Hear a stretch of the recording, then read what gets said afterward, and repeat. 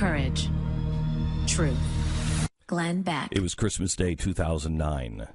A man smuggled chemicals onto a Northwest Airlines flight with 289 passengers aboard. Now, this feat required the precision of a master technician and the stealth of a magician. One doesn't just simply waltz onto a plane with a carry-on full of deadly flammable liquids. Too obvious. You might be mistaken for a terrorist. Now, this top-secret mission required months or even minutes of careful planning. It also took a steady hand, sometimes two steady hands, for the chemicals would have to be concealed where no government agent would ever go. The man made it through airport security with his concealed chemicals intact. Too easy, he thought. He then thought of Richard Reed, the failed shoe bomber, amateur. The flight from Amsterdam to Detroit seemed to last forever. His nether regions were cramped and uncomfortable. He had stashed the secret chemicals within the cotton confines of his underpants. Brilliant, he thought to himself. Finally, the plane is beginning to descend toward Detroit. The man covered himself with a blanket and tried to light his skivvies on fire. At first, just smoke, no fruit of the boom. Just a burning sensation where you never want to feel a burning sensation. Before he knew it, Umar Farouk and his singed underpants landed in maximum security federal prison with a life sentence for his brief attempt at mass murder.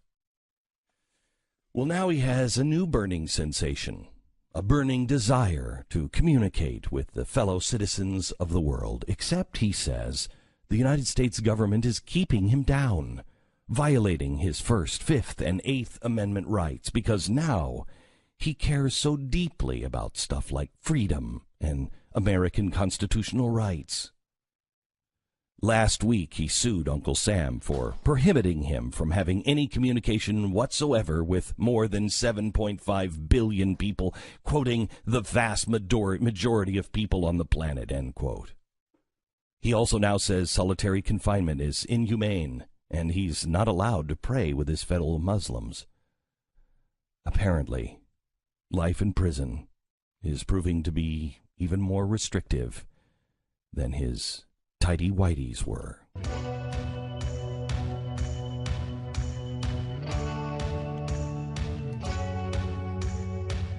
Monday, October 23rd. This is the Glenn Beck Program. There is a lot to talk about today, but I want to start with a personal note. Over the weekend, I had to call Bill O'Reilly and say, Bill, I want to talk to you personally about what I'm reading in the New York Times. Full disclosure, he had called me 2 nights before to tell me that the New York Times was going to be publishing something, that he had spent the day at the New York Times, or he or his counsel had spent the day, and that they had presented them with evidence that he said, I know they're never going to print. Another smear job is coming. So on Saturday, the Times came out, and it's a pretty bloody story. Yeah, they say last January, 6 months after Fox News ousted its chairman, Roger Ailes, amid a sexual harassment scandal, the network's top-rated host at the time, Bill O'Reilly, struck a $32 million agreement with longtime network analyst, that's Liz Wheel, to settle new sexual harassment allegations, according to 2 people briefed on the matter. An extraordinarily large amount for such cases. Included allegations of repeated harassment, a non-consensual sexual relationship, which is a term I don't think I've ever heard before. Non-consensual it's not a relationship. It's non-consensual, but a non-consensual sexual relationship, and the sending of gay pornography and other sexually explicit material to her, according to the people briefed on the matter. It was at least the 6th agreement, and by far the largest, made by either O'Reilly or the company to settle harassment allegations against him. Despite that record, 21st Century Fox began contract negotiations with O'Reilly, and in February granted him a 4-year extension that paid him $25 million a year. So it's kind of a double hit here, is they're going after O'Reilly and saying that here's another allegation on him. In addition, they're saying Fox, while telling everyone they cared about sexual harassment, knew this went on and signed Bill O'Reilly anyway. Correct. Now, here is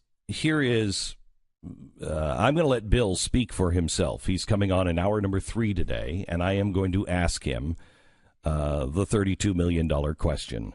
And he will answer to the best of his ability. He is under legal restraint, but he will answer to the best of his ability. I will tell you that I have an affidavit from Liz Wheel. She says, I have known Bill O'Reilly for 18 years. We have worked together. We have socialized, and on occasion I gave him legal advice. At the end of 2016, I hired counsel who prepared a draft complaint asserting claims against Bill O'Reilly. We have since resolved all of our issues. I will no longer make allegations contained in the draft complaint. Additionally, over the years, while I was acting as Bill O'Reilly's counsel, he forwarded me certain explicit emails that were sent to him, and any advice sought or rendered is attorney-client privilege, confidential, and private. I have no claims against Bill O'Reilly concerning any of those emails or any of the allegations in the draft complaint. I have reached an accommodation with Fox News regarding the termination of my employment. I have no claims against Fox News, Liz Wheel. Now, Bill has not only the affidavit, but he also has what would be described as love letters from Liz to Bill. Now, was somebody forcing her to write those things? Right. That's why I thought that term non-consensual sexual relationship was so bizarre.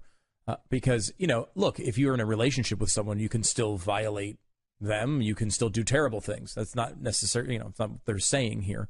But you could theoretically, right? You're in a relationship. These things happen all the time where someone does something they're not supposed to inside of a relationship. However, a non-consensual sexual relationship sounds to me like rape. But over and over and over again. Right. And in the terms of a relationship, it's a strange wording. Yes, it is. So I don't think it makes any sense. If there are these love letters, which I have not seen myself. I have not seen them either. But if they exist, and I don't know if these were presented to the Times or not, but it is my understanding that, and I'm going to let Bill talk about this, that he went and offered evidence and said that this is not true. The way that it is being presented is absolutely not true. And he said they were not interested in any of that. It is my belief that there are those that do not want Bill O'Reilly to return. And I believe, honestly, that some of those people are the Murdochs. And the Murdochs do not want Bill O'Reilly back on Fox News, and so they want to keep him. They want to keep him out. I think it is interesting that everything was dead and buried with Bill until he went back on Sean Hannity's show and made Fox #1 for the first time in months and months. That all of a sudden people realized he's still a threat. And now it's being pushed again. This is not new. These are things that have already been out in the paper. Now, here's my problem. This is why I say I want to start with a personal note. I come from a family of abuse. And I know what abuse is like. I know how abuse plays on people. I know how abuse destroys people. I have no place in my life for abusers. None. I have no place in my life for men who treat women with anything but respect. I also have no place in my life for women who don't treat men with respect. We are now in a place that is starting to resemble the Crucible. This is starting to look like a witch hunt, and we have to decide, are you guilty until proven innocent, or are you innocent until proven guilty? Which is it in America? We can each make our own personal judgments on this, but on speculation and on complaint, does this mean that you are driven from society and can never work again? Bill maintains that he made mistakes, but they are not these kinds of mistakes. His mistakes were trusting people. His mistakes were dating at work. His mistakes were settling. He has spoken to me and said, Glenn, I did not want my children exposed to any of this. It's worth that for me. I think I understand that. Now, I don't think I understand $32 million, if that indeed is the settlement amount. However, I do understand that. And I think we all understand. We've all worked for companies that settled things that you knew were wrong. How many times, at least in my life, I don't know, maybe people are different, but in my life, I've seen companies and people settle things that they should have never settled, but they did because it made it go away. It made it just stop. And we have been a society that has given these lawsuits so much power that we settle. And then what do? We put a stupid label on a snowblower that says snowblowers shouldn't be used on the roof. So you didn't have another stupid lawsuit. Lawsuits are important. And the system is important. And if we're going to settle these cases, then the affidavit needs to mean something. The privacy needs to mean something. If you can say to somebody, hey, they did this, and then you're sitting at the table. Now, let's just assume that this is not about sexual harassment. This is about something else. I used a snowblower on the roof. And I'm going to take you to court, and I'm going to get you for $500 million. And you know, as the company, they're not going to win $500 million, and it's absolutely no jury in the world is going to believe this. However, it's going to cost us X, Y, and Z. It's going to cost us putting all of our company time into this. We're going to have to fight it in the press. There are going to be people who are against us because the other snowblower company is all against us, and they're going to use this against us, and they're going to say, we built our snowblowers to never go on the roof. Just settle the damn thing. You settle it to make it go away. Now, can that be used against you? Because what did you just pay for? And if the person who signed the affidavit has said, okay, so we've settled and these things aren't true and I've had a good relationship with this snowblower, if everyone just says, well, they only signed that because of money, well, wait, then what good was the affidavit? Why would I have them sign it? Why would I ever settle? So we're going to do a couple of things. We're going to destroy settlements because nobody will ever settle. Nobody will ever settle. And then, is that good for victims? No, because you don't have the money that the corporation does. So, they're not settling. And then, on top of it, if they do settle, then what happens? You do settle, they come out, and they can say whatever they want. Now the company is screwed. So, where's justice? Does everything now have to go to a court of law? And are we going to decide everything and destroy people's lives based on things we do not have firsthand knowledge on? This is something we have to decide. And I find myself here. I believe Bill. I don't have all the evidence, but I believe him. So what do? Do I kowtow to the people who say, you can't have this is going to really hurt you? Or do I stand and say, well, when evidence is presented that I believe, then I'll make my own personal decision on that. But right now, I'm not willing to throw somebody to the pack of wolves. There were people at Fox that I do believe were doing this. Roger Ailes, I do believe. I've been with Bill O'Reilly in many situations, work situations. The guy keeps to himself. He's the most buttoned-up guy I've ever met. Could he be this guy? Yeah, but I have seen no evidence of it. You know,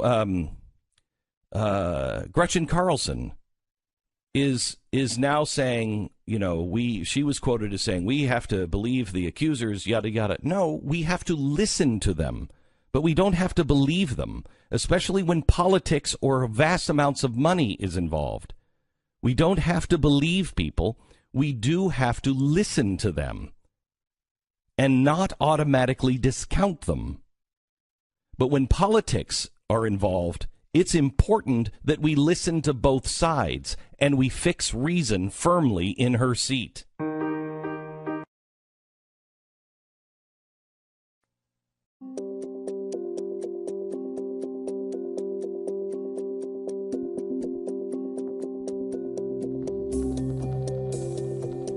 Glenn Beck.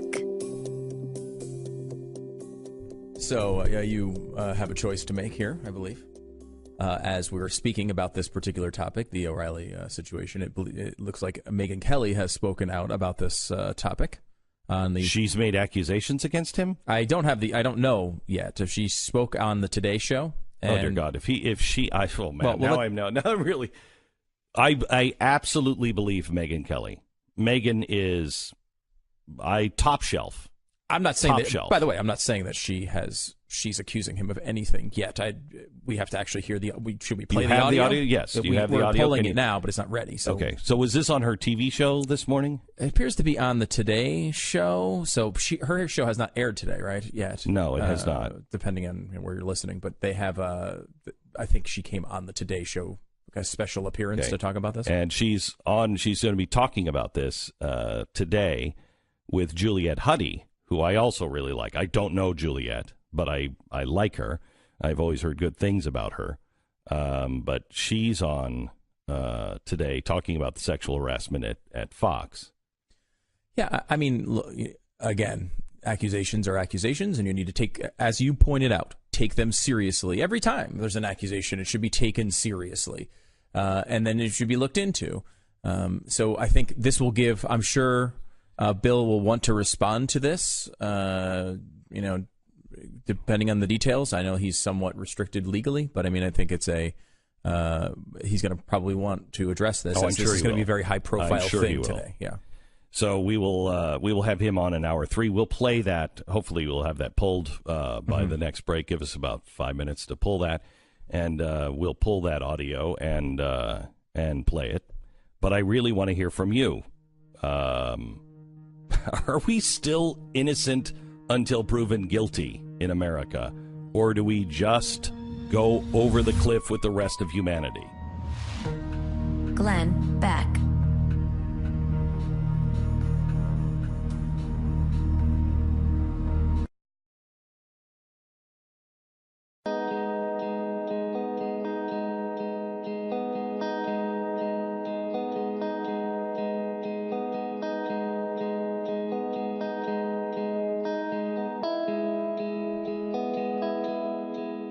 This is the Glenn Beck Program. I find myself in a really weird place today. I am standing in between two friends, both of whom I trust and adore. Megyn Kelly, I adore her. I think she is one of the smartest women on television. She, I think, is kind and brave, and I support her. I'm one of the few on either side that support her. On the other hand, Bill O'Reilly is also one of the smartest and miscast characters, and one of the only people in television that I think was truly gracious and helpful to me. and was always transparent with me.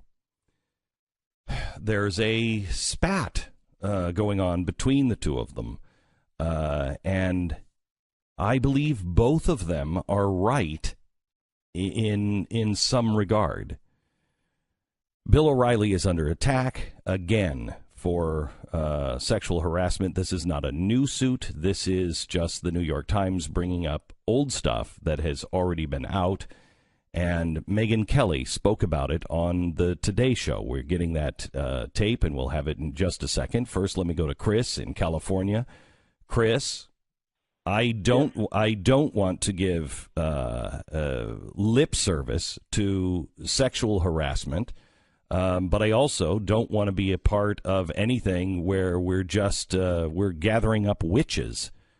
What do I do with this Bill O'Reilly situation? I happen to believe him.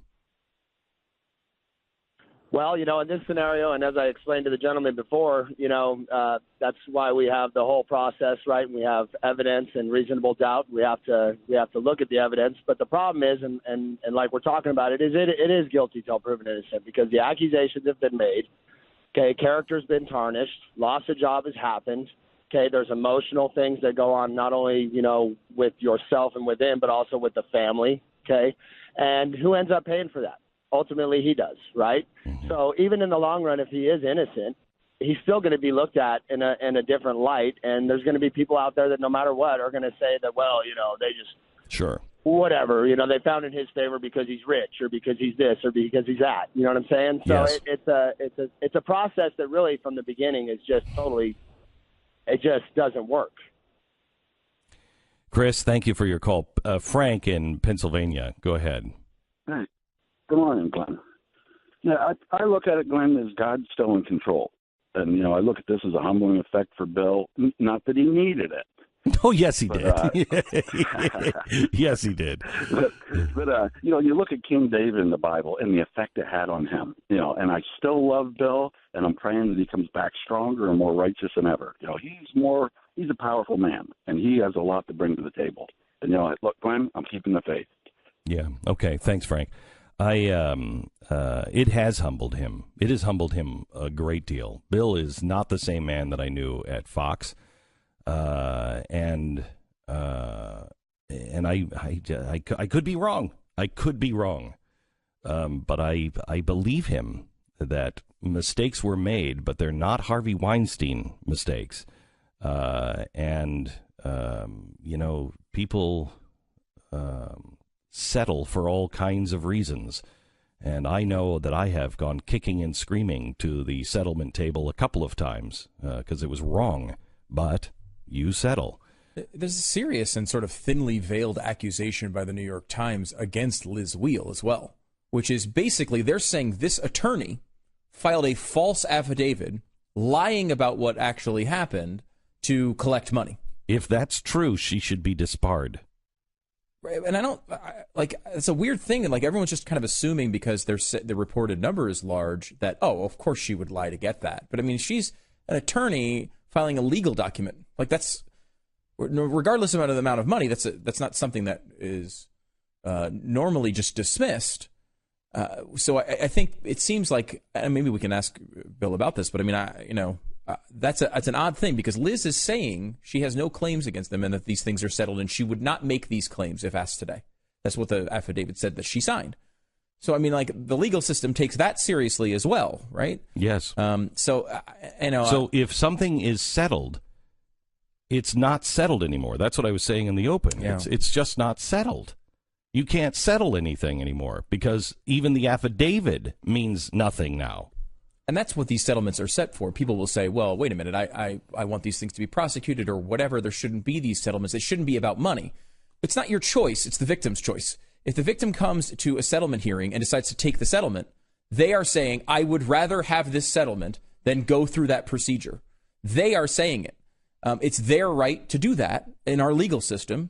Obviously, there's a lot of reasons for that. It takes burden off of the legal system, for one. It does a lot of these things. But you're right, and you kind of mentioned this earlier, if these things just leak out every time there's a settlement, then no powerful person is ever going to settle one of these things. Never. And then you're going to wind up with the other side of that, which is the powerful people who are guilty are going to use every dime that they would have settled with to attack the person who's claiming Bill against them. Bill said to me, my biggest mistake is settling. He said, I listened to attorneys and I listened to Fox, and they said, just make it go away, settle, settle, settle. And he said, I did it for my children.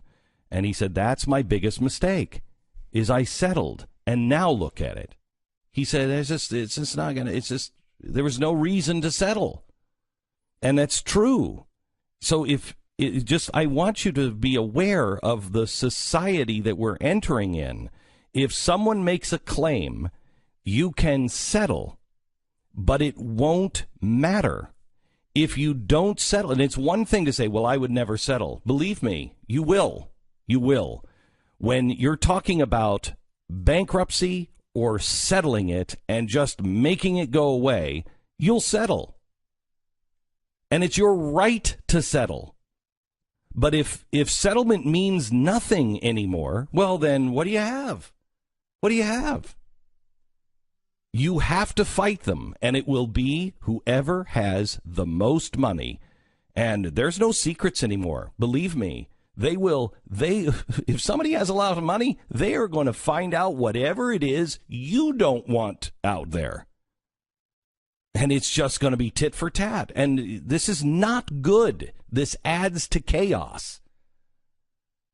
All right, we have the Megyn audio we're going to get to. This is, I have not heard this yet, but this is Megyn Kelly today on the Today Show. And I like and respect Megyn. So if she's coming out with something on Bill O'Reilly, this is going to be a problem. Here's Megyn Kelly today. It's a malicious smear claiming that no woman in 20 years ever complained to Human Resources or legal about him. Maybe that is true. Fox News was not exactly a friendly environment for harassment victims who wanted to report, in my experience. However, O'Reilly's suggestion that no one ever complained about his behavior is false. I know because I complained. Oh, boy. It was November of 2016, the day my memoir was released. In it, I included a chapter on Ailes and the sexual harassment scandal at Fox News, something the Murdochs knew I was doing and, to their credit, approved. O'Reilly happened to be on CBS News that morning.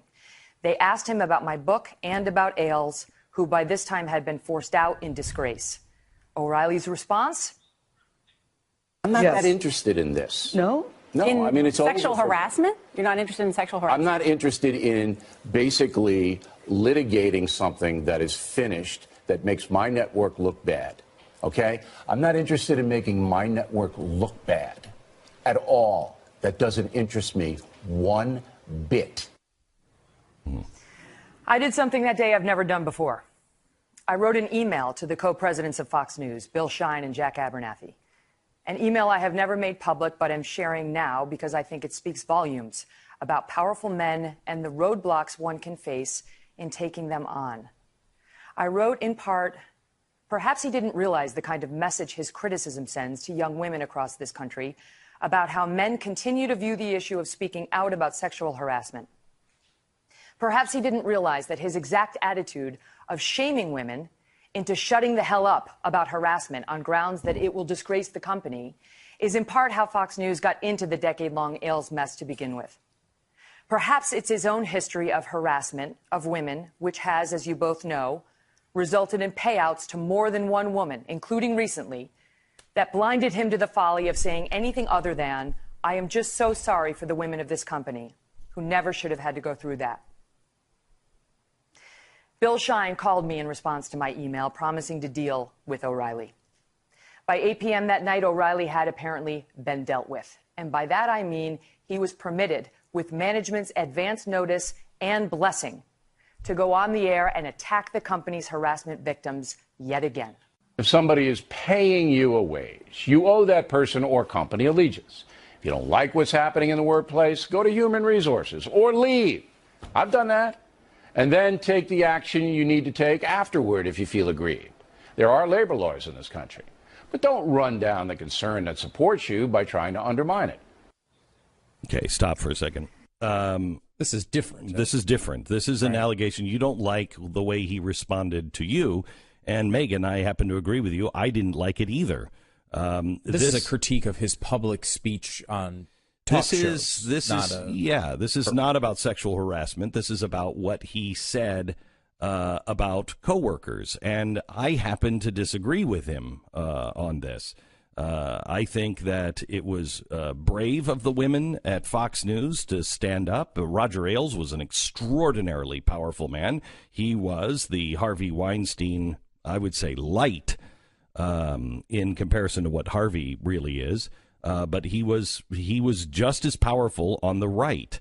And nobody wanted to take him on, and it took great courage to take him on. And I put Megyn Kelly in that camp. But you have to remember something else that was going on at the time.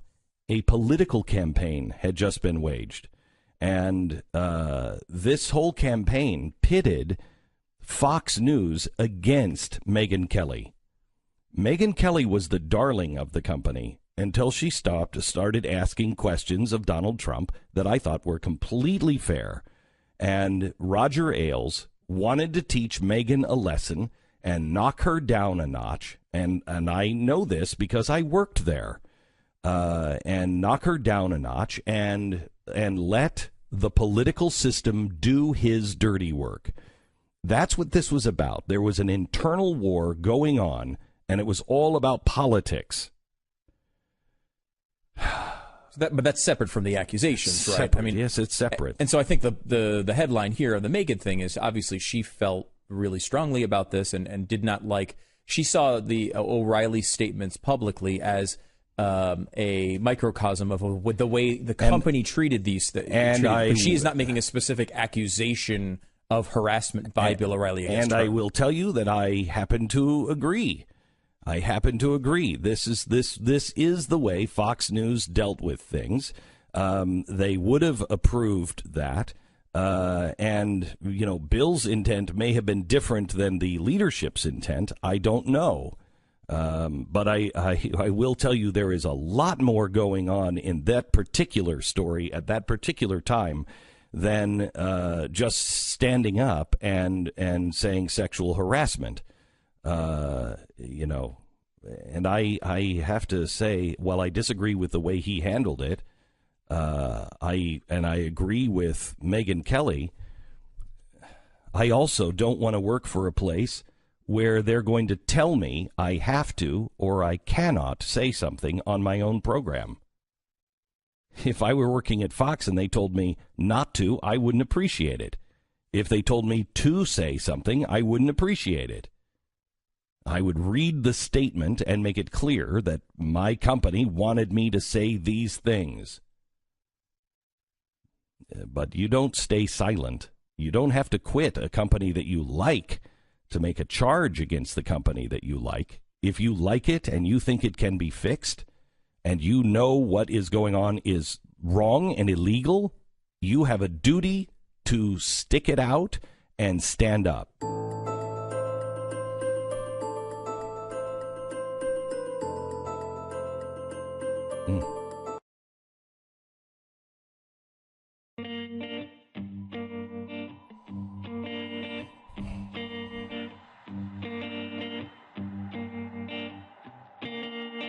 Glenn Beck. Why do we have to question everything that anyone says, especially in authority? We are going to tell you the story next hour of what could happen to you or your parents. It is a shocking, shocking story of how people can just suddenly be deemed irresponsible and lose everything, including contact with their own children. Truly remarkable, a story you must hear from a person who went through it in a minute. Glenn Beck.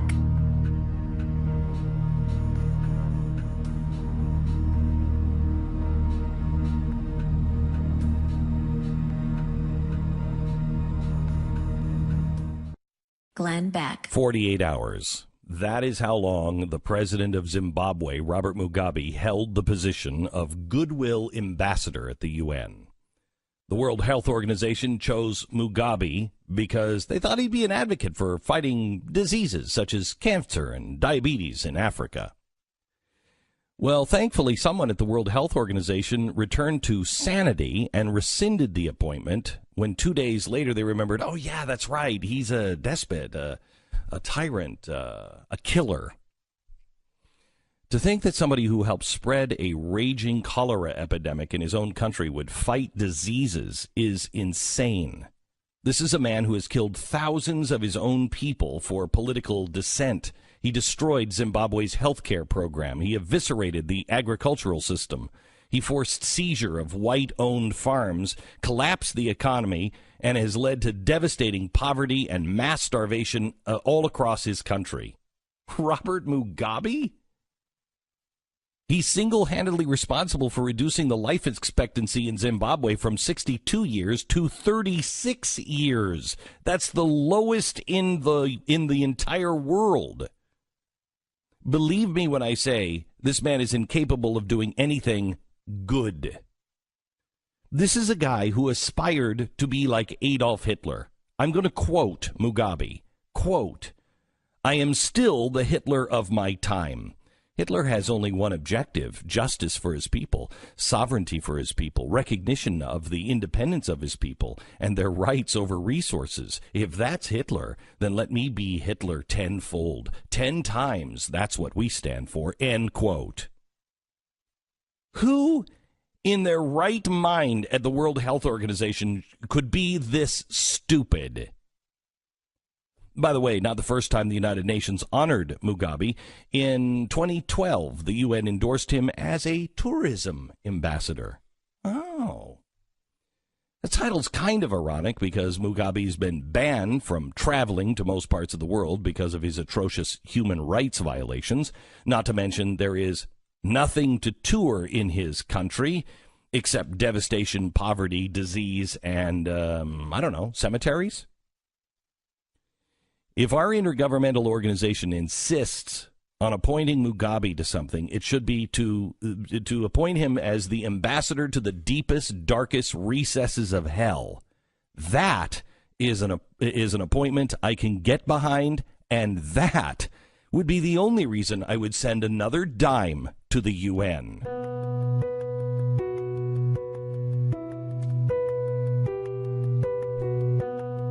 Monday, October 23rd. This is the Glenn Beck Program. We are going to tell you a story that is truly hard to believe. And it could happen to you. It could happen to your parents. I want to introduce you to Julie Lynn Belshie. She is a woman whose parents, Rudy and Rennie North, were legally kidnapped. This happened in the state of Nevada, and this is not the only case. It is, it all stems from these guardians. Strangers can become the guardian of your parents. It doesn't matter if you're there. They can go to court and become a guardian for your parent. And when that happens, they just disappear. Julie, welcome to the program. Thank you, Glenn, for having me. I'm reading this story from the New Yorker, and it is hard to believe at first.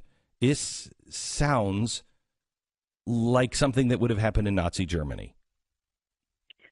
Well, that's pretty much what I've compared it to because I didn't know anything about guardianship.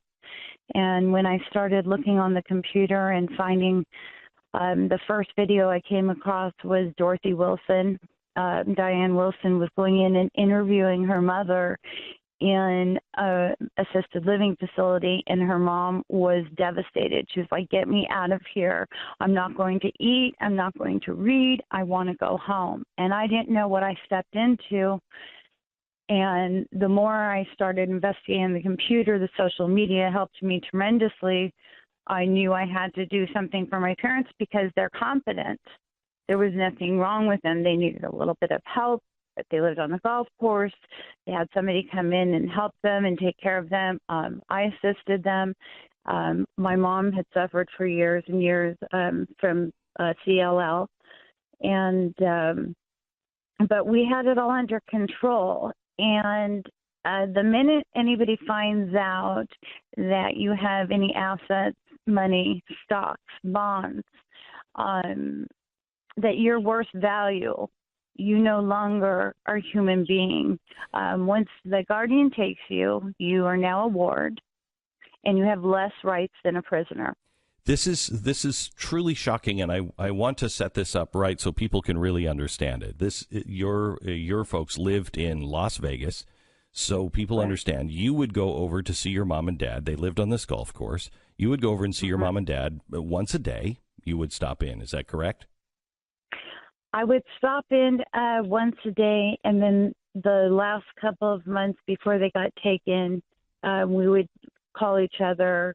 And my husband and I have a business, so I was pretty busy. I have 3 young boys, and but I would talk to them every day, if not 3 or 4 times a day, make sure they were okay, see them once a week. At first, I was helping them for 6 months, just run errands, take them to the doctor. Right. But it's not that your folks were confused. Your father was reading. I'm trying to remember here. He was reading Freud. He was reading Plato, Nietzsche. Your mom was. Yeah, he's very intelligent man. Yes. Very articulate. Right. This is collusion. Okay. This doesn't start with just the guardian. Okay. That's the guardian that now we have finally got indicted. Okay, hang on. Wait. Before you go into this, I have to explain to people what happened. So your folks are living on the golf course. They've lived a good life. They've put their money away. They've saved for their retirement. Your mom is getting ill, but your dad is taking care of her. She's fine. He's fine. Both mentally there. You're in the area, so if there's any problems, it's not like these people were just left alone. And one day, somebody comes to the door and claims to be their guardian. Is that right? You pretty much have it right. What happened was it was on a Memorial Day of 2013, and I had plans to go see my parents on that Friday. And in walks hospice care worker. The owners actually from hospice care. My parents were drinking coffee and having breakfast. To pretty much condense this, there was another knock on the door about 20 minutes later, and it was April Parks, the private professional guardian. I like to call him the private for-profit guardian because that's what all they're in it for. And she walked in and presented herself. And my parents had 6 people in their home and told them they had 3 choices. One, they could go with them willingly and go to an assisted living facility. 2, they could call the fire department and the police. They had a chance they could go to jail, or they could be taken out of the home in a gurney. Or 3, they could go to a psych ward. Your parents chose option number 1 because they were confused, and a neighbor came out and said, "What's going on?" And they said, "We're just going to look at this like a vacation, nothing to worry about." Well, that's not correct. What really happened was all of these. April Parks, first of all, presented herself as an officer of the court, which she's not, and one of her coworkers told my mom and dad, "Just look at this as a mini vacation, as a respite. Okay. You'll be coming back home." Okay. And my mom was crying and said, "This is my home. Get out of my home. Leave us alone." They were told to pack a suitcase, and pretty much whatever they put in the suitcase is all that was left in the end. They got a few items back, but this guardian then took them across the state, way up north, if I'm not mistaken. She took them by Lake Mead, which from our house is about 45 minutes. It's Okay. right on close to the border of Arizona. Okay. So, I'm sorry. I was thinking that this was Sun City, Arizona. This was actually in Nevada, wasn't it? correct. And so they take her there. They take them there. This is a retirement community. When you finally get in touch with your parents, how many days have gone by? 4 days. And no 4 one days. would. There was no sign, nothing on the door until the fourth day, until after the Memorial Day weekend, until she got temporary guardianship of them, and she was now their temporary guardianship because it was deemed an emergency situation. If something is such an emergency, she was handed the papers 2 weeks prior, then why didn't she go and get them there? And it's a law that if your parents or your loved one is going to be taken, by law, the court is supposed to notify you so that you can step in and say what's going on and you can file the proper paperwork.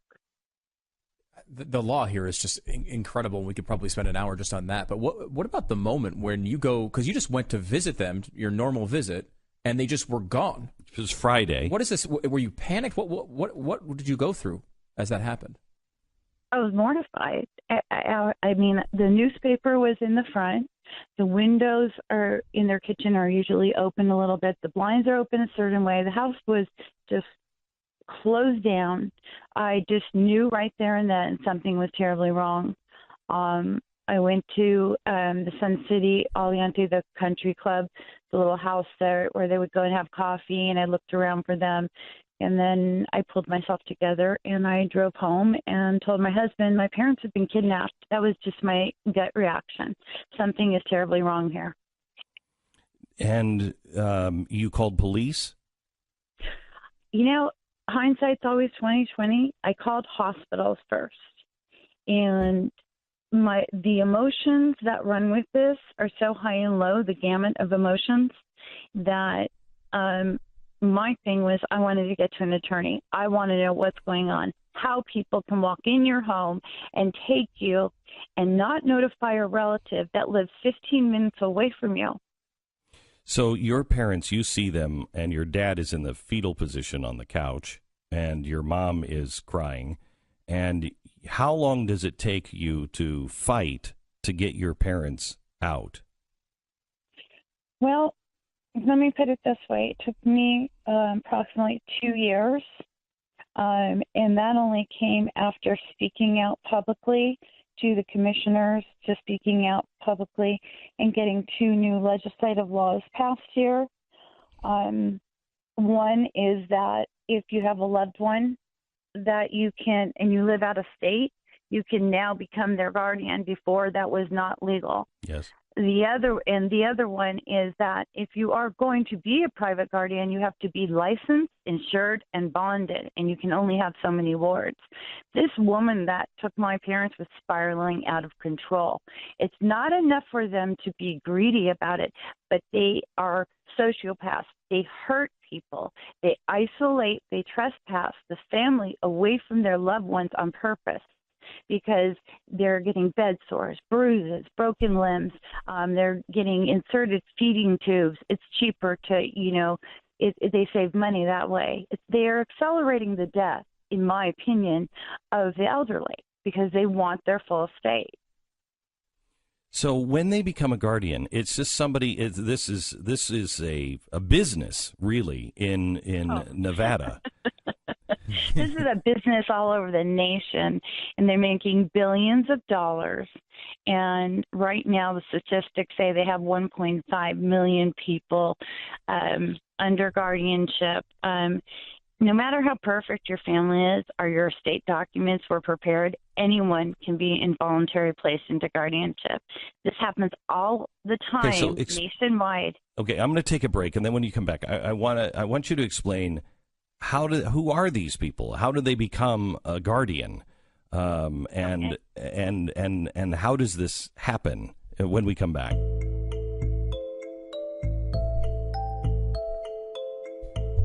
If you go to at Glenn Beck or at World of Stu, we're going to tweet this story from the New Yorker. It's lengthy, but it goes through all of it. It's one of the most insane stories I've ever heard. You will not believe it's happening.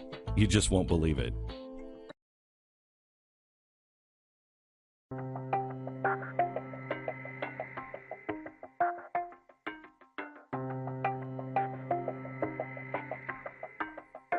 Glenn Beck. Bill O'Reilly joins us in about 40 to 45 minutes to answer the, $32 million question. You don't want to miss that. We have to be able to have something we believe in. We have to know what the truth is. Otherwise, things that happen to our guest now, Julie Belshi, and her parents, will happen to you or your parents. There is a guardian system that is happening all around the country, and her experience was happening in Nevada. She says that it happens all over the country. Who are these guardians that can, all of a sudden lay claim to your parents or to you? These guardians are people that don't have to have any formal education. They can take a course that I believe is just maybe a week long, and then they become a guardian. These people are trained by the masterminds behind this. Like I said before, this is collusion. We have somebody here that's a mastermind. His name is Jared Schaefer. He is the head of it. So they take them under their wings and they train them how to go in and open all the drawers and take everything and deem these people, these elderly people, disabled people, or whoever they want, incompetent. Is the concept here, looking at from in a theoretical perspective, are they basically saying the elderly people can't take care of themselves, so we're going to go in, we're going to take their stuff, we're going to use that stuff to pay for their care because they're being neglected? Is that essentially what they're trying to say they're doing? That's what they're trying to say they're doing, but they are failing. They keep saying it's in the best interest of the ward. Nothing's in the best interest of the ward when you have a private guardian. We've gone from having several private guardians since I've gotten into this 4 years ago to now there's only 2 private guardians, I believe, and the public guardian. So we've essentially gone full circle and given the power back to the government, which they love. So it's gone full circle. So what happens is these people come in, and with your parents, they had a house on the golf course, they had a new car, they had their money, and in a 2-year period, this woman came in, claimed to be their guardian because she just went to court, and claimed to be the guardian, and then she liquidated all of those assets. Within 2 years, your parents had nothing. Correct. And the thing is, it's so easy for the private guardians. It was so easy, but now I believe, in my opinion, that they've reverted back to doing it again. The family courts. Okay, they're all working together. Okay, so the guardians. I want to go there when we come back. I want to go there, and I want to talk about the court, because the court seemed to be, I think, from the way the story reads at least, knowingly colluding. But that's quite a charge to make, and I'd like to get your opinion on that and see where the court stood, at least in Nevada.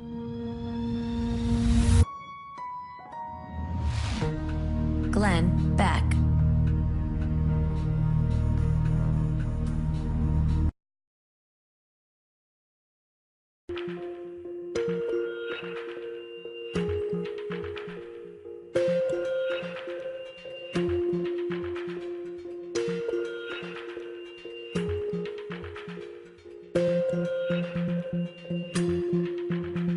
This is the Glenn Beck Program. Julie Belshi, her parents, Rudy and Rennie North, were legally kidnapped. They were put into the care of a court-appointed guardian who was a total stranger. Julie lived just 15 minutes away, saw her parents regularly. When they were kidnapped, she did go to police. Police said that there's nothing they can do. This is not a police matter. This is a court situation. And she went finally after 4 days. She found her parents. They were moved to a rest home, if you will. And they, over the 2 years that they were there, they were prescribed all kinds of drugs: Valium, Prozac, sedatives, oxycodone, fentanyl. You don't give fentanyl unless that's an end-of-life drug. And her parents started to slip. She finally was able to see her parents. She was supposed to... Can you help me out on this part, Julie? You were supposed to go in and see your parents, I think, at one point. And you got there at 9 o'clock. They were supposed to move someplace. You got there at 9 o'clock, and these guardians had moved several people, some of them screaming as they were thrown into a van in the middle of the night. Yes, I can help you out on that. When I had brought light to this with the help of Vegas Voice, which is a small senior paper here, I had to go to places because nobody would open the door for me. If somebody had opened the door for me, Glenn, I wouldn't be talking to you today, okay? I had to go vocal, and what happened was once this came out and I was going to court pro per se and representing my parents, April Parks, this private guardian, started moving people out of the assisted living facility and taking their animals, and what we've heard, rumor has it, is putting them to sleep. This is the only thing these people had. I knew the majority of them, and the majority of them are no longer with us. They were moved. They were screaming. They were told they were taking them. One lady, they were taking her to the beauty salon. They put her in a van. She was screaming and yelling. Another one was a chiropractor doctor from Carmel, California. We don't know if he's alive or dead. I can't get the information. She was just taking them, and she was threatening the director there that if she didn't go along with it, she's going to lose her job too, because she can have her arrested. You have to understand, these are people that are walking around on earth that think they are these mini gods. They are sociopathic people. Money's not enough, but then they have to hurt you, and they hurt the family along with this. This is a family affair. So this is, in reading this article at least, it appears as though this judge was either incompetent or was turning a blind eye to what was going on, or part of it in some way. I mean, the way this is, the way I understand it is, you can go and get the financial statements of people and find out who has money, who doesn't. Then she would go to, correct me if I'm wrong, she would go to doctors and she would target people and say, look, sign this because they're not paying, or they're going to cost you a lot of money or whatever, and I'll take care of this. And the doctors pretty much would sign anything to move on from a patient. Is that true? That is true. That's correct. This is collusion, and this is RICO. This is human trafficking. Okay, this is this article, The New Yorker, is great, but it just touched on the tip of the iceberg, which is what we're doing today. It goes so much deeper and so much more in depth that it really makes you sick to your stomach. I mean, I've been hospitalized 2 times. I had surgery on my stomach. This gets under your skin. It really does feel like a modern day Holocaust. And you can't believe what you're reading. You're like, what? And your parents, now they are afraid to tell the doctors anything because they're afraid the doctor is going to put them back into some sort of a guardianship. Yes and no. We have a great doctor now. I just think that after you've gone through a trauma, as our whole family has, that it comes with leaving you with post-traumatic stress syndrome. So you are looking in every corner, you're scared sometimes. And, one time my dad woke up in the middle of the night and he said, I've got to get my stuff ready. And I said, Dad, what are you doing? And he said, she's coming. And I'm like, who's coming? And he said, April Parks. And I said, no, she's not. But I really want to mention that what this took for me to get in the public eye was so tremendous. I mean, it started off with the Vegas Voice with Dan Roberts and Ronna Goodman. They're a small paper here that they have a senior community paper. And then I went and did seminars. And then I got ABC, finally, an investigative producer, Keen Bowman, Darcy Spears, Oscar Paloma. And then Al Jazeera came out, Sheila McVicker, Al Jazeera. David Martin.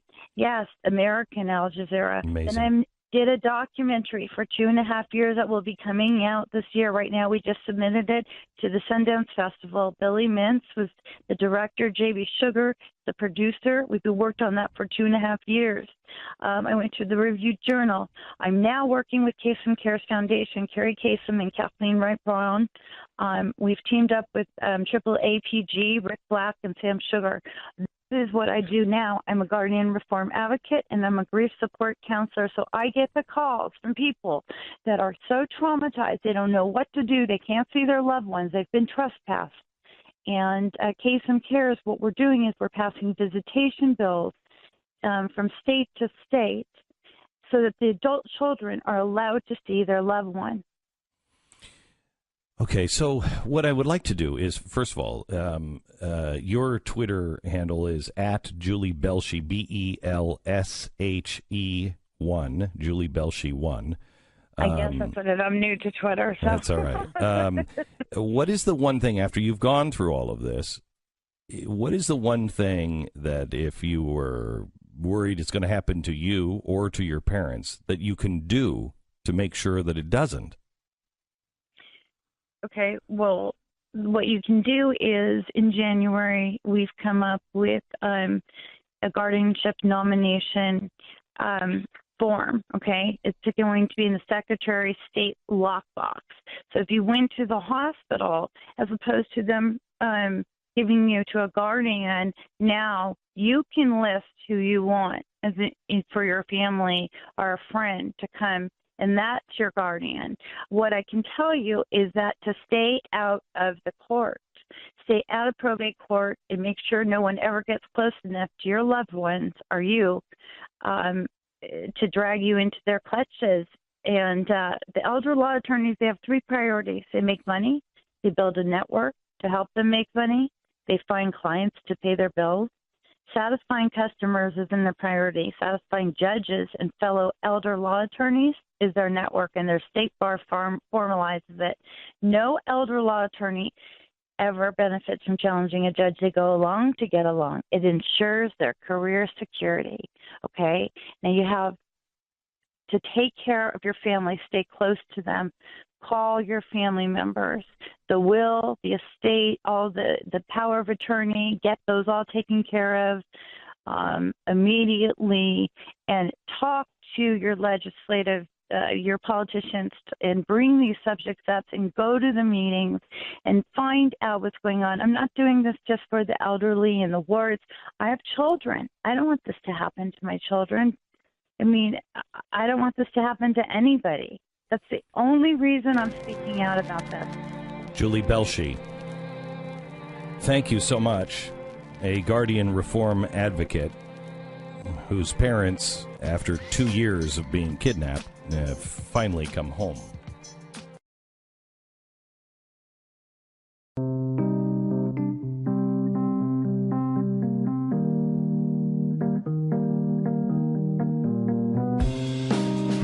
Glenn Beck.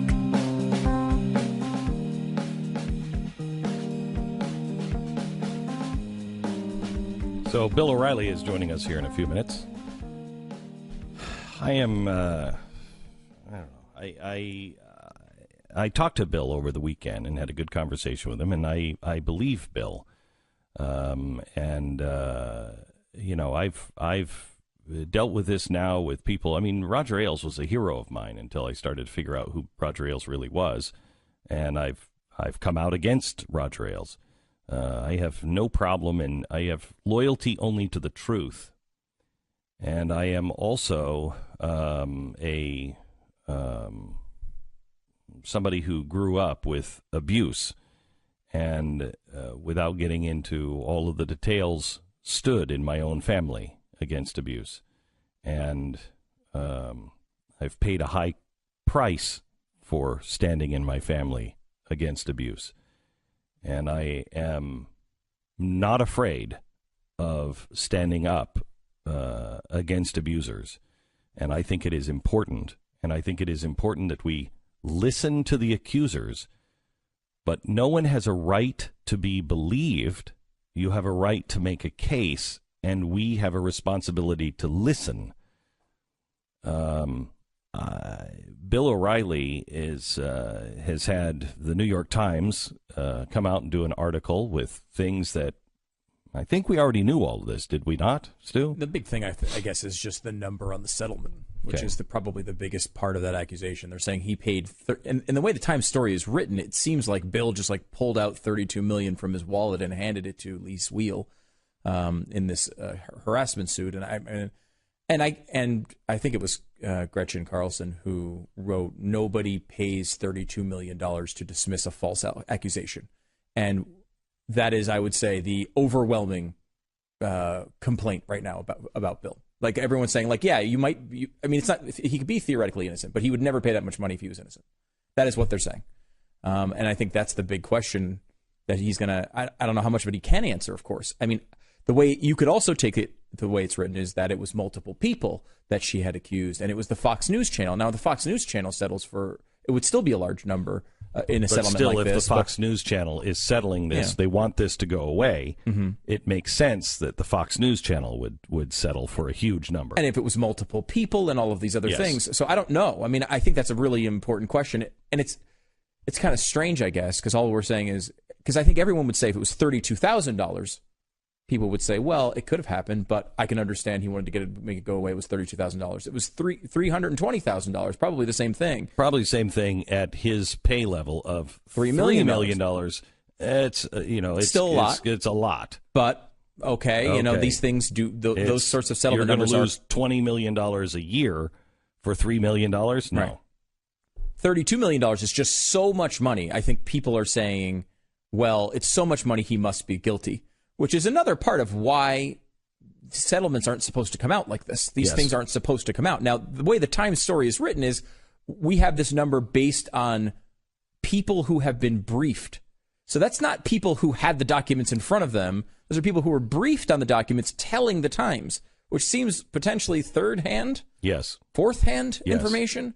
So, again, who knows? And I don't know how much he can say about this. And one of Bill's complaints in the story, and I'm sure he'll outline this, is they know I can't fight it because he's legally bound not to talk about it. So here's the problem.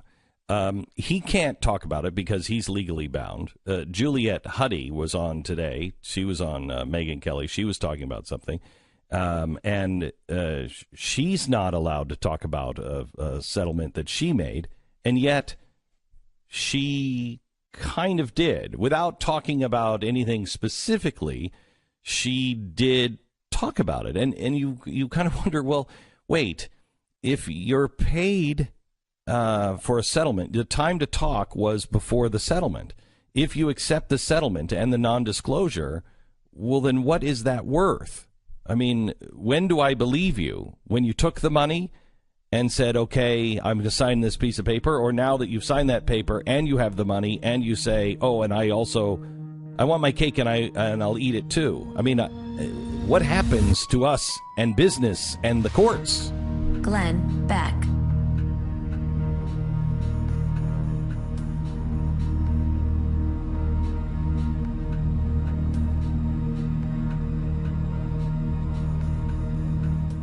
Glenn Beck. There is no safe space from partisan politics anymore, not even a Cub Scout den.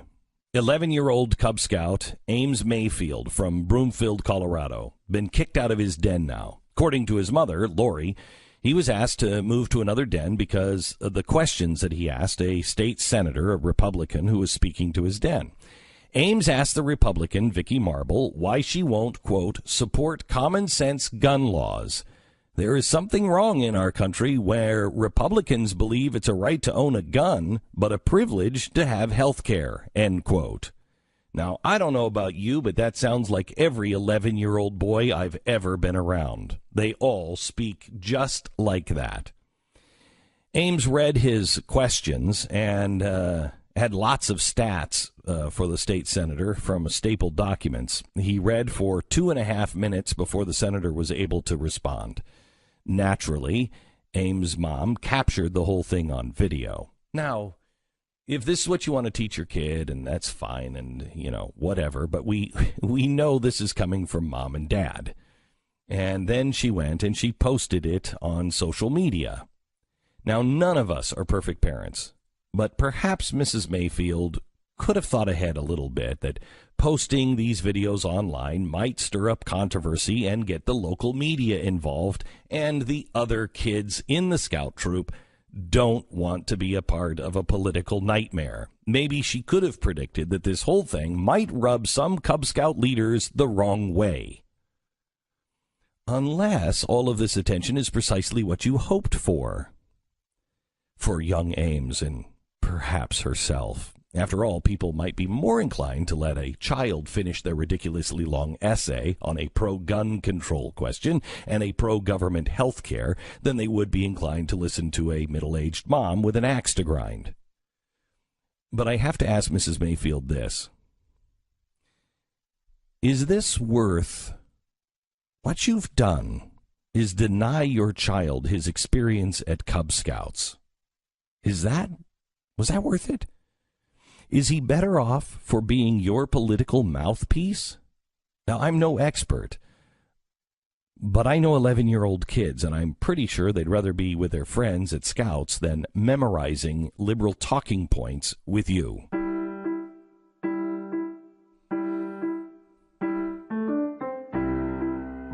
Monday, October 23rd. This is the Glenn Beck Program. Friend of the program and a friend of mine, Bill O'Reilly. Welcome, sir. How are you? Taking a beating, but still standing.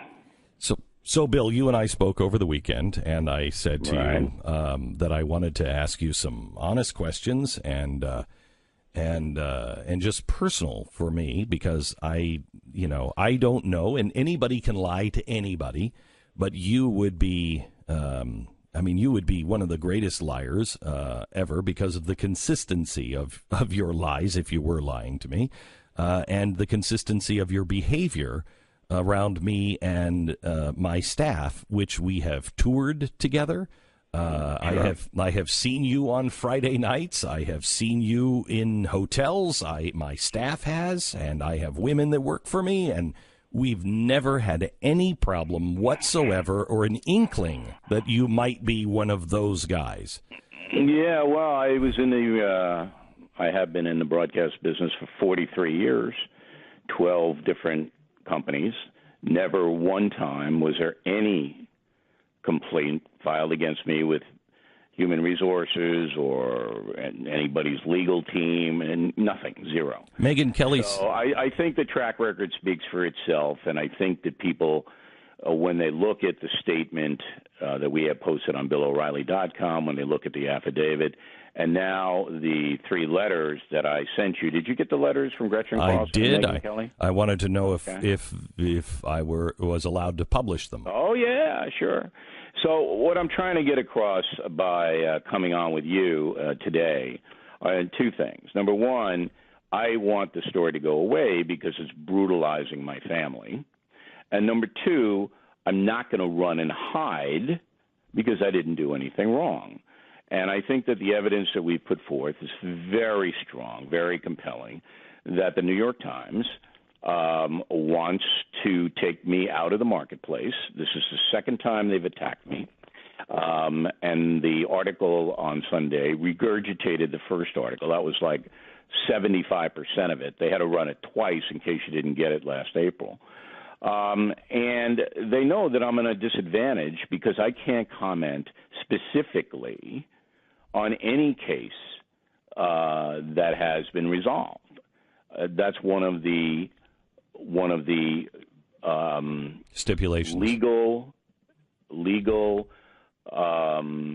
compelling things that when you resolve something, it is always done in a nobody says anything. And you know who knows that best? The New York Times, because they've settled a number of harassment complaints in a confidential way. Yet in their article on page 1 today, screaming about, well, we shouldn't have this kind of provision, they don't mention that.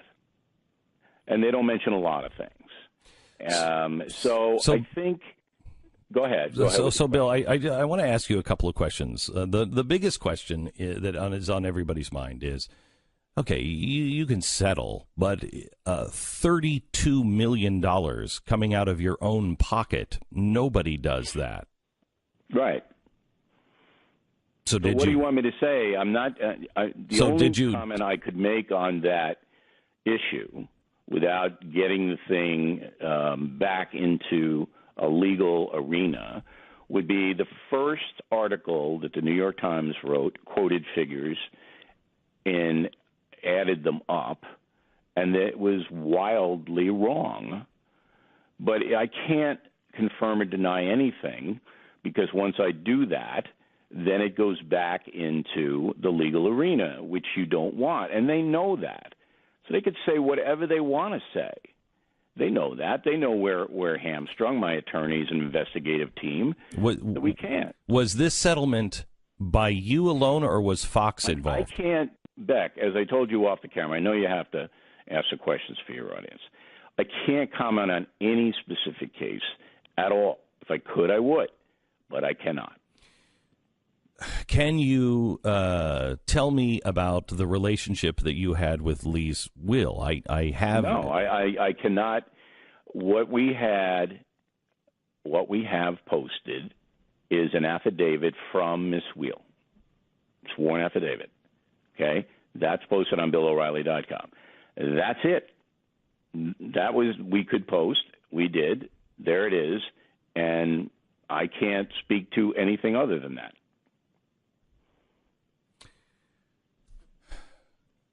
I know it's frustrating. It's really frustrating because it's very frustrating for me. You can imagine me sitting here, all right, being accused of everything under the sun, and the end game is let's link O'Reilly with Harvey Weinstein. Let's make him that. That's what we want to do, all right. And so we take him out of the marketplace forever. He never gets to give his opinion on issues again. We take him out because we hate him, and the New York Times obviously hates me. It's dishonest in the extreme, and it's frustrating for me. But unless I want another 7 or 8 years of constant litigation that puts my children in a kill zone, I have to maintain my discipline. Okay, the only reason I can tell you this, Beck, in 20 years plus at the Fox News Channel. How long did you work there, by the way? 4 years, 3 years. Okay, I 2 was years, there 20 years, 10 minutes. I don't remember. 6 months. All right, 20 years and 6 months. I resolved 3 things. That's all I resolved in 20 years and 6 months. I resolved 3 things, and the only reason I did resolve them was to keep my children safe. So I can tell you that. Okay, so let me go one more place on this. Point out that that's smaller than the reported number, Bill. Are you saying that the reported number is inaccurate? I'm not. All I'm telling you is the truth. 20 years, 6 months, Fox News Channel. I resolved 3 things. That is the truth. Bill, on the Wheel affidavit, the New York Times fails to recognize here that this is a legal document, and she is a member of the bar, and that if she signed something that was not true, she should be disbarred. It's worse than that. And I'm not impugning or saying anything. I'm talking in a general sense now. She's not saying any of this, but the New York Times is just speaking for her. Go ahead. If any American citizen signs an affidavit that's notarized, all right, it's under the perjury law, so you can be prosecuted if what you're saying is not true, which is why the affidavit becomes so vitally important. And here's the kicker. We gave that to the New York Times. They had that. They did not print it. Then their weasel reporter, the most dishonest man on the face of the earth, tweets out, O'Reilly says we didn't mention the affidavit, and we did.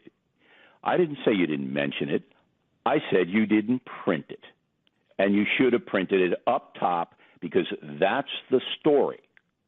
But they didn't want that to be out because that wrecked their story, which they already had written, no matter what I said or gave them. And we gave them an unbelievable amount of stuff from day one of my tenure with Fox News. They know, but they don't care because this was a hit job to get me out of the marketplace. And then you'll have the left go, oh, this is paranoid, oh, yeah. Okay, you can back that up 50 different ways. Media Matters is involved. CNN is involved. I mean, and it's beyond any doubt. So, again, I will tell everybody, we've got our statement posted on BillO'Reilly.com. We've got the affidavit posted. We've got letters from Gretchen Carlson and Megyn Kelly to me posted.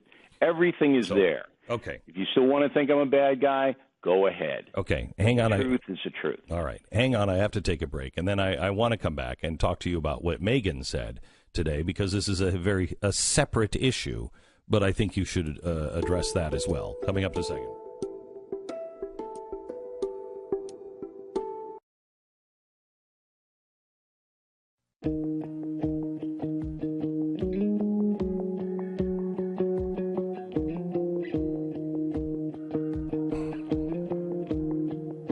Glenn Beck.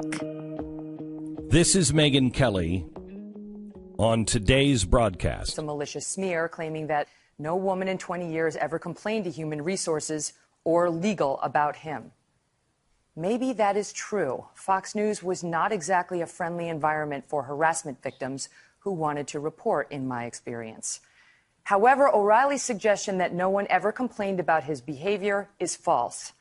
I know because I complained. It was November of 2016, the day my memoir was released. In it, I included a chapter on Ailes and the sexual harassment scandal at Fox News, something the Murdochs knew I was doing and, to their credit, approved. O'Reilly happened to be on CBS News that morning. They asked him about my book and about Ailes, who by this time had been forced out in disgrace. O'Reilly's response? I'm not that interested in this. No? No, I mean, it's sexual over harassment? You're not interested in sexual harassment? I'm not interested in basically litigating something that is finished that makes my network look bad. Okay? I'm not interested in making my network look bad at all. That doesn't interest me one bit. So her complaint, Bill, that she filed was that you made it tough for people to come out against the network because of statements like that. Number one, she didn't file a complaint. Not that I know of. It was never brought to our attention that Megyn Kelly did anything. All right, so I'd like to see it because I don't believe that's true at all. Number two, what she does not say is that there's an anonymous hotline, and there had been for years at Fox News, where anybody could have called up and said, so-and-so is doing something to me, and you better stop it. All right? That's anonymous. Doesn't mention it. Number three, I'd like you to read the notes that I gave you, Beck, to your audience from Megyn Kelly to me, the personal notes. Do you happen to have them in front of you? Because my iPad just went down. Convenient. Hang on. So Megyn Kelly wrote to you, Dear Bill, what a class act you are.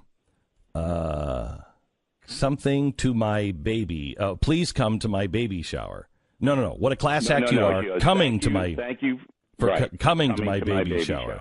I was truly touched. I know how busy you are, especially that time of the day. It meant a lot to me. And Dory, thank you for the darling bodysuits and snugglies. It's kind. No, it's hard to believe. Soon have a little human being in our lives to fit into those. You've become a dear friend, no matter what they say, and I am grateful to have you in my life, Megyn Kelly. That's letter number 1. Okay. And letter number 2. Letter number 2. Thank you for the something on Dory's book. Mention. Thank you for the mention on Doug's book. Doug is her husband. Doug's book. Okay. I realize you didn't have to do that, especially after mentioning it already. I appreciate how supportive you have been to me over the years here at Fox News. You're a true friend and mentor. And I want to give one more letter. This is the one, and these are going to be published up at TheBlaze and glennbeck.com. This one is from Gretchen Carlson. Right. Bill, thank you for being the calm in the sea. Thank you so much for supporting me. Thank you for being my friend. It means the world to me. GC. Yeah. So, look, I think that any fair-minded person, and I really appreciate you reading those to your listeners, I think that they can now start to formulate a picture here. Because the behavior that you pointed out at the beginning of the 11 o'clock hour Eastern Time is on the record. 43 years, no complaints, 12 different companies. And then you, Glenn Beck, know me now for what, 10 years, 12 years? Yeah, something like that. And you've been with me on the road. You know what I am. You know what I do. And now, with the statement we provided on BillO'Reilly.com, with the affidavit, the sworn affidavit, and with these 3 letters, 2 by Megyn Kelly and 1 by Gretchen Carlson, a picture should start to emerge for any fair-minded person. And that's all I can hope for, that the American people will see that this is a attack on an American citizen, me, for political purposes. And you know what? It's done enormous damage to me and to my family, and it is a horror and should never happen in our country. Bill, what happens if companies settle lawsuits and then the affidavits and the non-disclosures don't mean anything? Well, it's over now. Anybody who would be settling anything now is insane, because so is that good? In my case, all the confidentiality stuff was violated. You every bit of it. You told me about a year ago the biggest mistake you made was settling. So is this a good absolutely. thing? Is this a good Absolutely. thing or not? No, if I had to do it all over again, I never would have done it. But you've got to understand how much pain this brings children. And I thought I could spare my children that. I'd do anything for my children, anything to protect them. I give up my life for my children. And that's why I did it. But we actually thought that people would uphold their oath and what they agreed to, and they haven't. But let me get back to Megyn Kelly for a moment. I never had any problem with Megyn Kelly. In fact, when she was getting hammered earlier this year, I wrote a column sticking up for her. You know, I don't know why Megyn Kelly is doing what she's doing. I don't know why. I've helped her dramatically in her career. I gave her the name of her show, The Kelly File. She actually did a charity event for me. I mean, it is just incomprehensible. Bill O'Reilly from BillO'Reilly.com. We'll talk to you again, Bill. Try to have a better day. God bless. Back in a minute.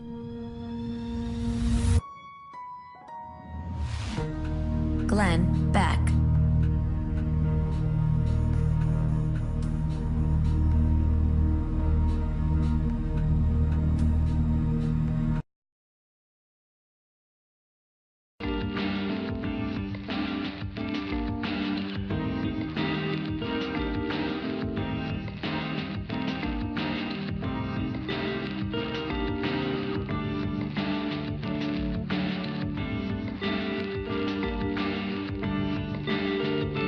You're listening to the Glenn Beck program.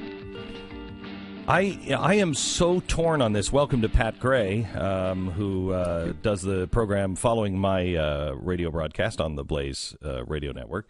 I'm really torn here because I do not want to enable a bad guy. I respect Megyn Kelly. I respect Gretchen Carlson. I do not stand with Roger Ailes, who, you know, Pat, was a hero of mine for a while. I mean, I thought this guy was one of the greatest guys since sliced bread. Yeah. He was a great con man. And he was really a smart businessman, and he knew broadcasting inside and out. Yeah. And once the con was revealed, I was like, oh my gosh, this guy is as I have put it before, the most disappointing human being in my lifetime. Kind of an evil genius. Yeah, he was. And I'm glad to see that it is now being shown that there are women involved in this cover-up at Fox. Some really bad names at Fox have come to light today, and I agree with exposing those people. I just don't think Bill is one of those people. Neither do I. I mean, based on everything we know of him and have seen of him, we toured with him how many times? We must have done 4 or 5 different tours with him, and all over the country. All over the country, in hotels. Never once saw any indication of that kind of behavior. None. Like the most polite, old school gentleman, like doesn't hug people. Like, I'm the guy everybody comes up and hugs, and I hug back, and he just looked at me like, what are you doing? I mean, doesn't he just not? He is an old school kind of guy. Yeah, very much so. And I can't help but believe him now, because of what we know of him, and he's pretty adamant, and he's got some good evidence backing him up, like what he just read from Megan. Now, if you've sexually harassed somebody or aided somebody else in harassing somebody, they don't usually write to you about what a good friend you are. And Megan is not alleging that, by the way. I mean, she's not saying that she was harassed by Bill. She was kind of saying Roger Ailes, right? She did say she was harassed by Roger Ailes. Yeah. She said that, after her memoir came out, that Bill made it harder for people to come out and defend because he was, saying, hey, don't trash the company. Yeah. What are you doing? And I kind of see, while I don't agree with him, I can see it from his point of view because Fox was always under attack. And so you never knew what's real, what's not. You have to be really careful because sometimes the attack is real, sometimes the attack is not, but it's almost always politically motivated. Right, and the letters don't prove that he never did anything wrong. It proves that they had a decent relationship at one point, seemingly. But, who knows with that stuff? Because I'm sure their complaint on that would be, he was powerful, and these are the same forces. Why do you hate Bill O'Reilly's too? Why? I don't. No, but Gretchen, here's the key. The ones that are making the rounds today, Gretchen Carlson and Megyn Kelly, they're not accusing him of anything. Nor have they ever accused him of anything. Yeah. That's true.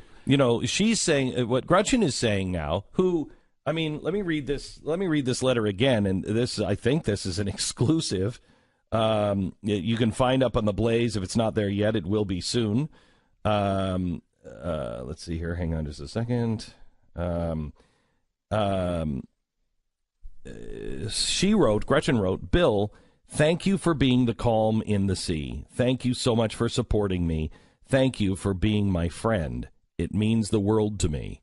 Now, how do you go from that to now on television saying, well, you know what, if he was settling this case, then, you got to be doing something. Well, no, that's not the standard. Companies settle cases all the time. And sometimes they settle them and they're guilty. Sometimes they settle them and they're absolutely not guilty. I don't know the ins and outs of this case. Bill can't tell you the ins and outs of this case because otherwise Bill is violating confidentiality. So suspend the confidentiality and return the money, but suspend the confidentiality or let him suspend the confidentiality and you keep the money. I mean, it's wrong. The guy can't answer for anything. He can't say what he knows to defend himself. That throws the entire court system out. It throws everything out the window. Yeah, and we know that they're good at leaking information. They're good at getting stuff out there that they want to have out there and still claiming innocence. Fox did that all the time. Are they doing that with Lise Wheel now? I don't know. Well, I will tell you that I think that the Murdochs do not like Bill O'Reilly. The Murdoch kids, they never have. Yeah. When they saw him, this is my guess.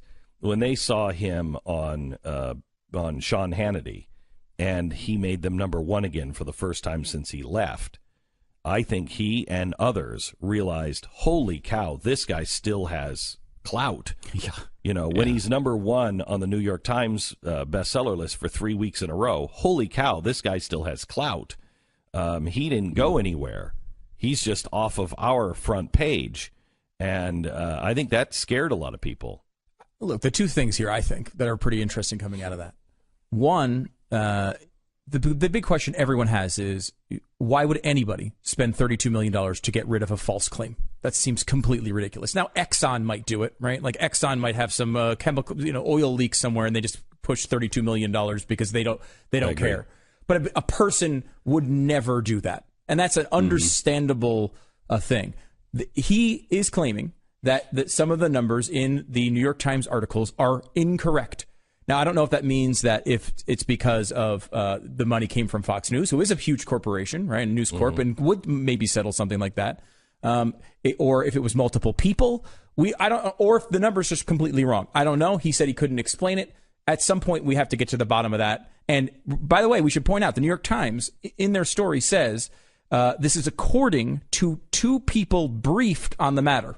Yeah, and didn't she sign an affidavit? It wasn't true. Yeah, and she signed an affidavit that she said it wasn't true. No, here's the affidavit. Yeah. I have the affidavit. Here's the affidavit. I mean, now she's an attorney, Pat. Right. She's an attorney. She should be disbarred. Right. Yes. If this is a lie. Yeah. Yeah. I mean, you can't lie under oath. We all know that. Lease Wheel, being duly sworn, deposes and states under the penalty of perjury. So yeah, it's bigger than just being disbarred. Number one, I've known Bill O'Reilly for over 18 years. We've worked together, we've socialized, and on occasion, I gave him legal advice. Number two, at the end of 2016, I hired counsel who prepared a draft complaint asserting claims against Bill O'Reilly. We have since resolved all of our issues. I would no longer make the allegations contained in the draft complaint. Additionally, over the years, while I was acting as Bill O'Reilly's counsel, he forwarded to me certain explicit emails that were sent to him, and any advice sought or rendered is attorney-client privileged, confidential, and private. I have no claims against Bill O'Reilly concerning any of those emails or any of the allegations in the draft complaint. So that goes to, he sent me gay porn, et cetera, et cetera. She was the attorney. Wow. He said, what do I do with this? Right. He was saying he was getting harassment from people, and he was forwarding it to his attorney. I will tell you, I have done that.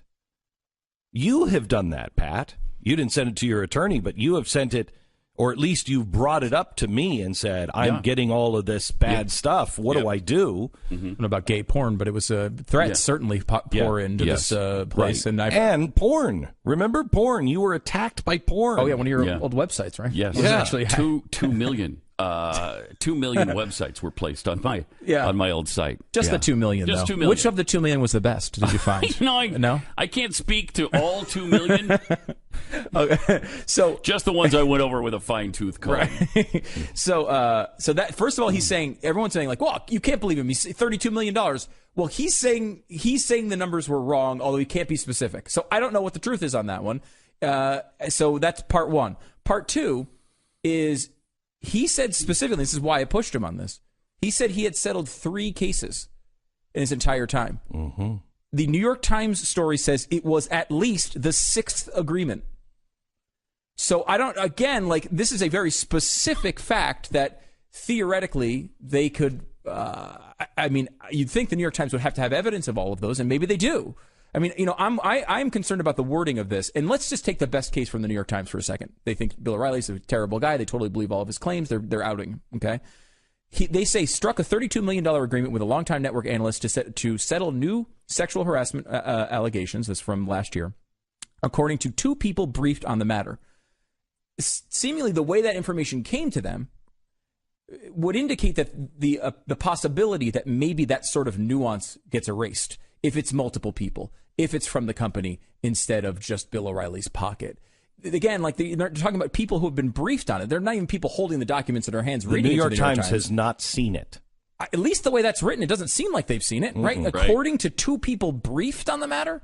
I mean, that's a different standard. So even with the best intentions, the New York Times might not have that exact thing right, which I would say is the biggest thing in the article. The rest of it, we knew that these cases had been going on, But if and we knew he settled with some people. And we knew he had settled. But the thing that's really, I think, convincing people off of this, of Bill's guilt, is the fact that he would take $32 million out of his own bank account and hand it to this one person. Which I don't even think that's possible. It's a lot of money. Bill makes a lot of money, but $32 million to give to one? Come on. Do you think Bill O'Reilly was touring with me because he had $32 million in the bank that he could squander? Squander $32 million? No. So I don't know. I think that's an interesting part. And again, that is a factual. I mean, he wasn't calling out the New York Times. He wasn't saying specifically these people are lying. But this is the sentence. It was at least the sixth agreement, and by far the largest, made by Mr. O'Reilly or the company to settle harassment allegations against him. So again, unless they're lumping other things in, so he said we there were should only call 3. the New York Times for a comment. Bill O'Reilly said unequivocally that he has only settled 3 in 20 years. And those are the 3 that we have known about. And are those the 13 million figure we keep hearing about? I guess. Is that what that is? I don't know. Because 32 million jacks that up a lot. Yeah. And I don't think there's any way that came out of Bill's own account. No way. Yeah, they said no way. Publicly known harassment settlements involving Mr. O'Reilly have have. been $45 million total, and that's $32 million from this one case. Come on. There's no way. No way. There's no way. It's hard to know because there's so many things that you can't hear. You can't hear details from the person involved. The New York Times isn't exactly outlining this in a way that seems like they have all the detail either. And yet, what are we doing? We're destroying people's lives.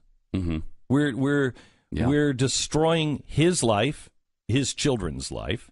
We're destroying their life. Liz, if she's not a part of this, if she's not doing this, then her life is going to be wrecked. And apparently she's not. This is pretty compelling proof right here. I think the affidavit's pretty powerful. She would be disbarred. Yeah. If she is involved in this at all, she'd be disbarred. Well, perjury. You could go to jail. Right. And it could be some associate of hers who had access to the documents, and because we don't know how they got to the New York Times. I mean, again, we don't know. It's a weird case, and I think all of us would agree that if Bill O'Reilly is this terrible person, we want his life destroyed. I mean, if he is this terrible person, I want think him to pay the price. I don't want anyone's life destroyed. I don't want Harvey Weinstein's life destroyed. I want him to pay. If he did those things, if he's a rapist, you know what? His life is going to wind up behind bars, and it should be right for the end of time. No, that's I want him to pay. Material. I want him to receive the consequence. Well, I mean, if you're parsing the difference between life in prison and life being destroyed, I get it. But yes, I mean, maybe he could. I'm emphasizing because we seem to be a vigilante society right now. Right. Yeah. I'm trying to emphasize. I want the justice system to work. We cannot be. I mean, I'm sitting here today and. Stu keeps looking at me like, relax. And I'm like, this is really important. I'm between 2 friends. Not that you're trying to stop me or anything like that. Yeah. But I'm between 2 friends. Man, I'm having deja vu like crazy. Having 2 friends that I'm between right now. Megyn Kelly, who I love and respect. Bill O'Reilly, who I love and respect. One is imaging the other like a total dirtbag. Mm-hmm. If that's true, I don't want to be a part of a dirtbag and furthering this. I am somebody who have paid a personal very high cost for my stance against abuse in my own life. The last thing I want to do is forward abuse on the radio and in my work. But I don't know what to do, and I'm not qualified to do it because no one can talk to me about what the truth is. So what do we do? Yeah. All right. Thanks, Pat. We'll talk to you in a little while.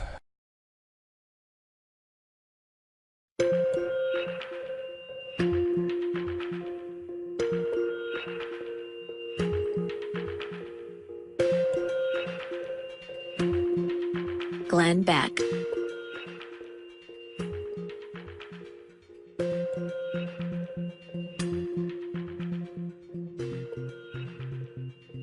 We will have more on this and so much more, including the latest on the Trump Gold Star scandal, coming up today at 5 p.m. on the Glenn Beck television show.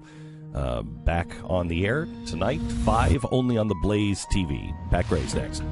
Glenn Beck.